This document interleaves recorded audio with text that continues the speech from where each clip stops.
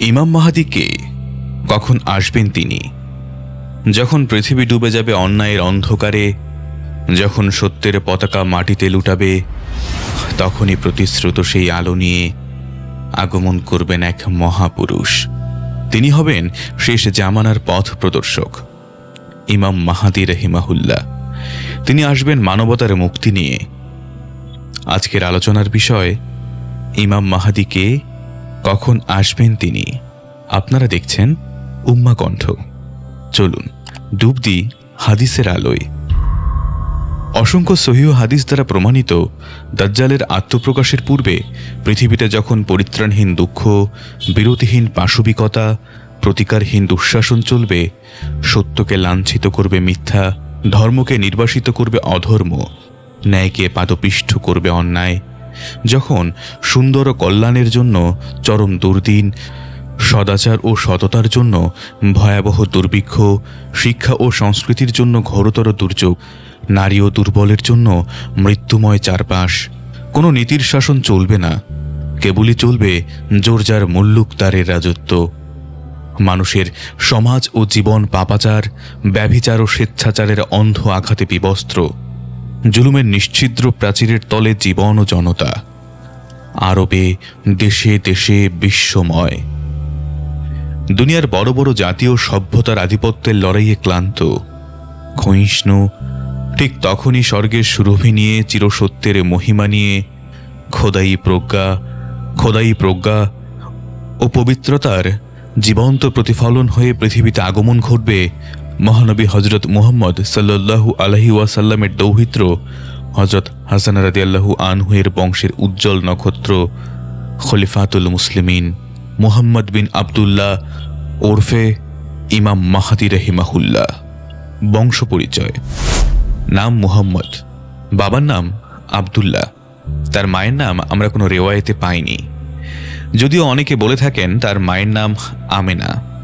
বাবার দিক দিয়ে হজরত হাসান রাদিয়াল্লাহু আনহু এর বংশধর হবেন এবং মায়ের দিক দিয়ে হজরত হুসাইন রাদিয়াল্লাহু আনহু এর বংশধর হবেন।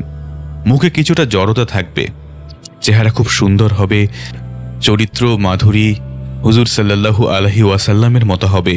তিনি সুন্নতের পরিপূর্ণ অনুসারী হবেন।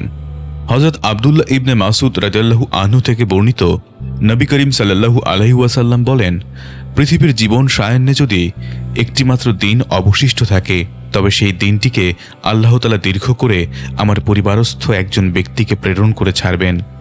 তার নাম আমার নাম, তার পিতার নাম আমার পিতার নাম সদৃশ হবে। তিরমিজি 2230, আবু দাউদ 4284। বৈশিষ্ট্য: হযরত আবু সাঈদ খুদরি রাদিয়াল্লাহু আনহু থেকে বর্ণিত, নবী করিম সাল্লাল্লাহু আলাইহি ওয়াসাল্লাম বলেছেন, মাহদী আমার বংশধর, উজ্জ্বল ললাট ও নত নাসিকা বিশিষ্ট, অর্থাৎ দীর্ঘ নাক তথা অগ্রভাগ কিছুটা সরু এবং মধ্যভাগ কিছুটা স্ফীত, একেবারে চ্যাপ্টে নয়। ন্যায় ও নিষ্ঠায় পৃথিবী ভরে দিবে, ঠিক যেমন ইতপূর্বে অত্যাচার অবিচারে ভরে গিয়েছিল। 7 বছর রাজত্ব করবে।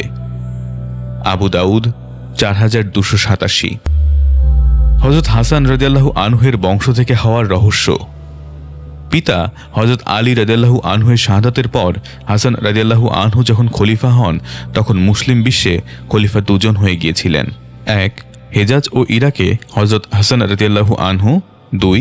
শাম ও আশেপাশের এলাকাগুলোতে মুয়াবিয়া বিন আবি সুফিয়ান রাদিয়াল্লাহু আনহু। 6 মাস শাসনকার্য পরিচালনার পর পার্থিব কোনো উদ্দেশ্য ছাড়াই হাসান রাদিয়াল্লাহু আনহু সম্পূর্ণ খেলাফত হযরত মুয়াবিয়া রাদিয়াল্লাহু আনহুকে দিয়েছিলেন, যাতে এক শাসকের অধীনে মুসলমান একতাবদ্ধ হয়ে যায়, মুমিনদের পারস্পরিক রক্তপাত বন্ধ হয়ে যায়।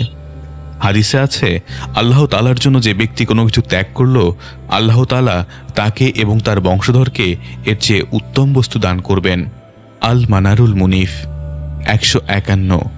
রাজত্বকাল: 7 বছর তিনি মুসলমানদের নেতৃত্ব দিবেন, ন্যায় নিষ্ঠায় পৃথিবী ভরে দিবেন।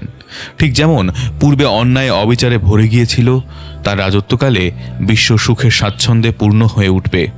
ভূপৃষ্ঠ সকল গচ্ছিত খনিজ সম্পদ প্রকাশ করে দিবে। আকাশ ফসল ভরা বৃষ্টি বর্ষণ করবে। বেহিসাব মানুষের মাঝে তিনি ধন সম্পদ বন্টন করবেন। প্রকাশস্থল: প্রাচ্য থেকে আত্মপ্রকাশ করবেন। একা নয়, প্রাচ্যের একদল নিষ্ঠাবান মুজাহিদও তার সঙ্গে থাকবেন। দিনের ঝান্ডা বুকে নিয়ে শত্রুদের বিরুদ্ধে যুদ্ধ করতে থাকবেন। প্রকাশকাল। মুসলিম বিশ্বে অধিক সংঘাতকালে 3 জন খলিফা সন্তান কাবা ঘরের কর্তৃত্ব নিয়ে যুদ্ধ লেগে যাবে। কেউই সফল হবে না। তখনই মক্কায় ইমাম মাহাদি রহিমাহুল্লাহ আবির্ভাব হবে। দ্রুত মানুষের মাঝে সংবাদ ছড়িয়ে পড়বে।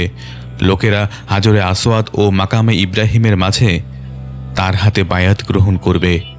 হজরত সাওবান রাদিয়াল্লাহু আনহু ও হজরত আবদুল্লাহ ইবনে মাসুদ রাদিয়াল্লাহু আনহু থেকে বর্ণিত, নবী করিম সাল্লাল্লাহু আলাইহি ওয়াসাল্লাম বলেন, তোমাদের রত্ন ভাণ্ডারের কাছে 3 জন খলিফা সন্তান যুদ্ধ করতে থাকবে। কেউই দখলে সফল হবে না। প্রাচ্য থেকে তখন একদল কালো ঝান্ডাবাহী লোকের আবির্ভাব হবে। তারা এসে তোমাদের কাছে নেতৃত্ব চাইবে, কিন্তু তখনকার নেতৃত্ব স্থানীয়রা তাদের হাতে ক্ষমতা হস্তান্তর করতে অস্বীকার করবে। ফলে তারা যুদ্ধ করবে। যুদ্ধে তাদের আল্লাহর পক্ষ থেকে সাহায্য করা হবে। তারা তোমাদেরকে এমনভাবে হত্যা করবে যেমনটি ইতপূর্বে কেউ করেনি। অতএব তারা বিজয়ী হবে। অতঃপর তাদের নেতৃত্ব দেয়া হবে, কিন্তু এবার তারা তা গ্রহণ না করে আমার পরিবারস্থ এক লোকের হাতে সোপর্দ করে দিবে, যে জমিনে ন্যায় ইনসাফে ভরে দিবে, ঠিক যেমনিভাবে ইতপূর্ব জুলুম অত্যাচারে ভরে দেওয়া হয়েছিল। সুতরাং তোমাদের মধ্যে যারাই তখন উপস্থিত থাকবে তারা যেন এসে তার কাছে বাইয়াত হয়ে যায়, যদিও তোমাদের এমনটি করতে হামাগুড়ি দিয়ে বরফের পাহাড় পাড়ি দিতে হয়। ইবনে মাজা 4084, আল বাজ্জার, আল বাহরুজ জাক্ষার 10/100, হাকেম আল মুদাসসির আলা সাইহিনী 8655। আল্লামা ইবনে কাসির রহিমাহুল্লাহ বলেন, ইমাম মাহাদিকে প্রাচ্যের নিষ্ঠাবান একটি দলের মাধ্যমে শক্তিশালী করা হবে। তারা ইমাম মাহাদিকে সহায়তা করবে এবং ইমাম মাহাদির রাজত্ব প্রতিষ্ঠা করবে। তাদের পতাকা কালো বর্ণের হবে, একটা গাম্ভীর্যের প্রতীক। কারণ নবী করিম সাল্লাল্লাহু আলাইহি ওয়াসাল্লামের পতাকাও কালো ছিল। নাম ছিল উকাব। আন নিহায়া 27। ইমাম মাহাদির আগমন শুধু ইতিহাস নয়, এটি ভবিষ্যতের অনিবার্য সত্য। আমরা যেন প্রস্তুত হই সেই মহান আগমনের জন্য। উম্মা কণ্ঠে এমন আরও আলোচনার জন্য চ্যানেলটি সাবস্ক্রাইব করুন, শেয়ার করুন আর মন্তব্যে জানিয়ে দিন আপনি পরবর্তী কোন বিষয়ে শুনতে চান। আল্লাহ আমাদের হিদায়াত দান করুন, আমিন। ইমাম মাহাদি কে? কখন আসবেন তিনি? যখন পৃথিবী ডুবে যাবে অন্যায়ের অন্ধকারে, যখন সত্যের পতাকা মাটিতে লুটাবে, তখনই প্রতিশ্রুত সেই আলো নিয়ে আগমন করবেন এক মহাপুরুষ। তিনি হবেন শেষ জামানার পথ প্রদর্শক, ইমাম মাহাদি রহিমাহুল্লাহ। তিনি আসবেন মানবতার মুক্তি নিয়ে। আজকের আলোচনার বিষয় ইমাম মাহাদি কে, কখন আসবেন তিনি। আপনারা দেখছেন উম্মা কণ্ঠ। চলুন ডুব দিই হাদিসের আলোয়। অসংখ্য সহিহ হাদিস দ্বারা প্রমাণিত, দাজ্জালের আত্মপ্রকাশের পূর্বে পৃথিবীতে যখন পরিত্রাণহীন দুঃখ, বিরতিহীন পাশবিকতা, প্রতিকারহীন দুঃশাসন চলবে, সত্যকে লাঞ্ছিত করবে মিথ্যা, ধর্মকে নির্বাসিত করবে অধর্ম,